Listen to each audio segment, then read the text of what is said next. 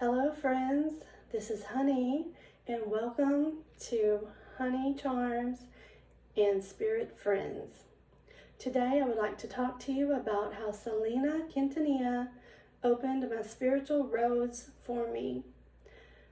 Again, recently. I have always been connected to Spirit since I was a child. I have been almost lifelong, obviously not as a child, but many years. I have been a tarot card reader.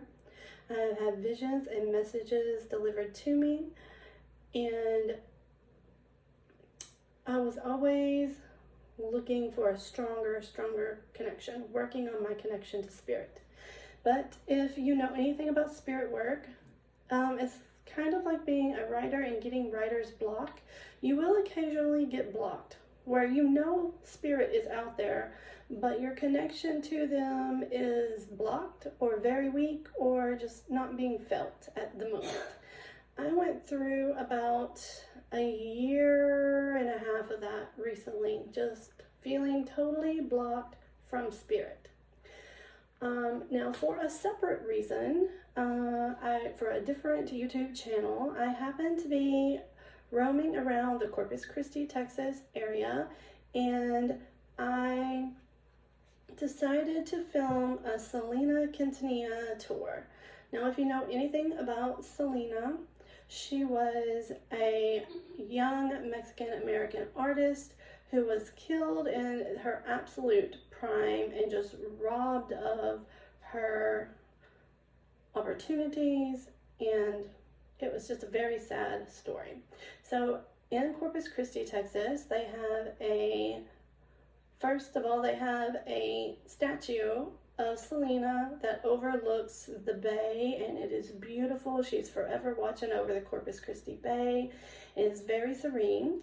You can also visit her gravesite, and then she also has a museum where you can go and you can see her clothing that she wore, her makeup, her car, just things that were very personal to her. So for my video, I went to all three of those locations. So I spent quite a bit of time pondering Selena and the things that happened to her, and I was quite a bit angry about it, actually, like feeling that she was robbed. So my emotions were kind of on high, and the last thing I did was after going to the statue and going to her gravesite, I went to the museum. And in the museum, there are all these mannequins set up that will have her clothing on it that she wore, and I'll have a picture of her wearing that clothing. Also, if you don't know, Selena had 2 TV shows at least. There might be several other probably documentaries, but actually 2 TV shows. One was a movie with Jennifer Lopez that Jennifer Lopez was already known as a singer and everything, but it really kicked off her acting career. And then recently Netflix came out with a mini-series that covered even more of Selena's life. So if you want to catch up on Selena, there's that, okay? So I am at the museum and I am looking at her clothing, and you come upon, you come upon this white dress, and there's pictures of her wearing it. And as soon as I approached that white dress, I felt Selena's presence. Like, I felt her. I felt her telling me she loved that dress. She loved the times she had in the dress, the way it made her look, the way it made her feel. But she also told me, this was a very tight-fitting white beaded evening gown, okay? You can imagine how hard white is to wear already, but to have it super fitted to your body, I can imagine was difficult. But she pulled it off and she looked amazing. But she did tell me when I felt her presence, I felt her happiness. Like I said, she loved that dress. She loved the experiences and the way she looked in it. But she did say to me that it motivated her to diet. Like, she had felt like she needed to diet to be in that dress. Like, she probably didn't And I have the strong feeling she wasn't big on dieting, but to me, when she came through, she said she did for that dress. And that just opened a floodgate inside of me, connecting to spirit.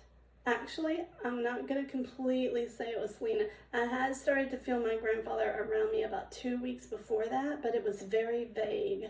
Like how he would come into my mind, or I would feel him.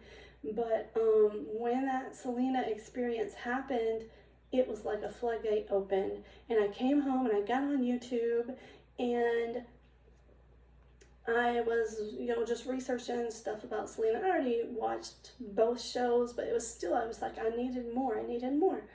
And I came upon, and I will shout this person out. I'm not affiliated with them. I don't even think they make videos anymore, but it was called Gold Rush Paranormal, and he had something called a spirit box session with Selena. And it was very compelling, and I watched some more of his, and I'm like, really, can this really happen the way they're showing it? I had many years ago, like 10 or more. It had to be more, because one of my children is 10, and it was before they were born. I had some app on my phone that kind of did that, but it would just like type out words occasionally here and there and tell you that's what was said. It was all very robotic sounding, and to me it was not compelling. Even though I did have a few experiences with it, it was just not enough to keep on putting effort into that when I had other ways of communicating more steadily with spirit. But I did try again with a more modern one that really used the static and the phonetic sound, word banks and things like that. That was all mixed up so spirit could pull from that and create words. And let me tell you, as soon as I started that, I did meditate. I did everything like I was supposed to. I meditated. I asked my guides to help me. And when I opened that, it said something that convinced me. One of my children were at a camp, a very specialized camp for a certain condition. Okay, I can probably say it without, there's probably many of them around the country, but it was like an asthma camp, okay? And he had never been away from me before, overnight or even very long. And I was worrying about him. It was his first night there, and I was thinking of how he was doing. And as soon as I turned it on, it said asthma safe. I'm not joking, that's the first words that came out. And then I proceeded to have it verified over and over and over by people coming through that I knew in their former lives, things they said to me that is not tapped in my phone anywhere. Now this does not have access to a microphone. It does not have access to a camera, and it could tell me, like, not just people that I knew, but friends of theirs, that people I tangentially just heard them talk about or met like on occasion, and was telling me about them. It was so strong and just such a wonderful extra tool in my repertoire of speaking to a spirit.